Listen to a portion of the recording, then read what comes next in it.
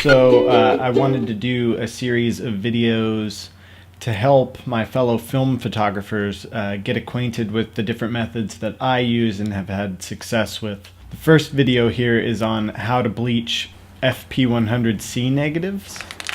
Now I'll shoot these with my speed graphic, or I have a few Polaroid land cameras that also shoot these.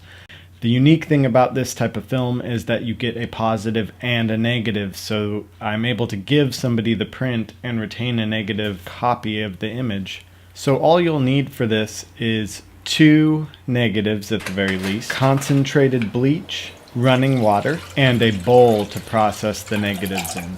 Be sure to tear off all the tabs on the negatives before you start processing. The first step is to wet one negative and then place the 2 of them together. You'll find that if you have one wet negative and one dry negative, that they'll stick together fairly well. You'll need to move them around and make sure that your edges are all even, and then continue to squeegee any air bubbles out using your fingers. I'll process them in the bowl of bleach for about 5 to 10 seconds.